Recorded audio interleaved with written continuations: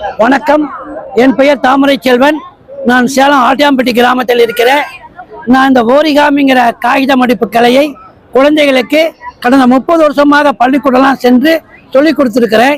இந்த கலை வந்து பரப்புறதுல எனக்கு பெரிய சந்தோஷம். காகித கலைக்கு ஜப்பான் தான் ஃபேமஸ்.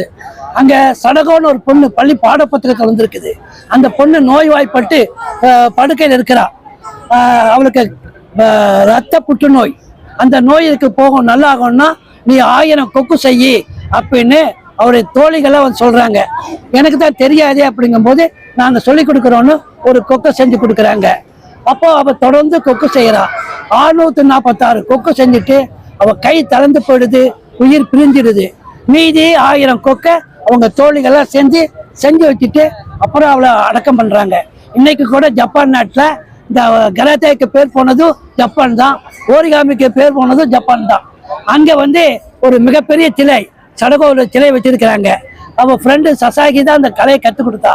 இந்த சிலைக்கு அங்கே போகிறவங்கெல்லாம் கொக்கு செஞ்சு அதை மாட்டி வச்சுட்டு கீழே மண்டிக்கிட்டு உலகத்திடம் கேட்பது நாங்கள் அமைதி அமைதி என்று பிரார்த்தனை பண்ணுறாங்க. ஏன்னா உலக யுத்தத்தில் அவங்க 2 நாடு அழிஞ்சு போச்சு இல்லையா, அந்த வேதனை அந்த குழந்தைகளுக்கு இன்று கூட இருக்கு. என்னென்ன செய்வீங்கன்னு சொல்லுங்க. நான் வந்து நிறைய செய்வேன். உதாரணமாக சோஃபா, பெஞ்ச் குழந்தைகளுக்கு அந்தந்த வயதுக்கு தகுந்த மாதிரி. சின்ன குழந்தைகளாக இருந்தால் சோஃபா 1வது 2வது படிக்கிற குழந்தைகளுக்கு, நாய்த்தலை, பூனைத்தலை, இது மாதிரி குருவிகள், விளையாட்டு குருவிகள் செய்து கொடுப்பேன். நல்லா ஓரளவுக்கு பக்குவமானவங்களாக இருந்தால் இந்த மாதிரி ஏரோப்ளேன் சொல்லிக் கொடுப்பேன். அது மட்டும் இல்லை காத்தாடி. இப்போ ரொம்ப குழந்தைக்கு காத்தாடி கேட்டாங்க, காத்தாடி கற்றுக் கொடுத்தேன்.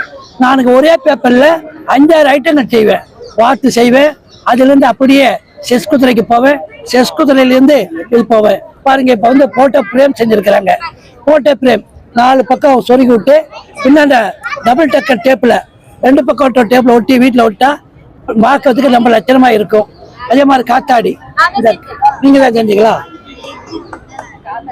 காத்தாடி நல்லா டைட் பண்ணிக்கணுமா, டைட் பண்ணாதான் நல்லா இருக்கும். இங்க பாருங்க, இது காத்தாடி.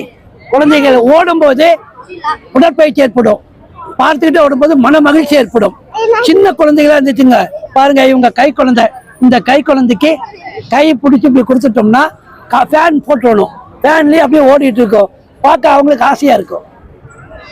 ஆக இது மாதிரி பல்வேறு நிகழ்ச்சிகள் நான் நடத்திட்டு இருக்கிறேன், எல்லா இடத்துக்கும் போயிட்டு இருக்கிறேன். ரொம்ப நன்றி.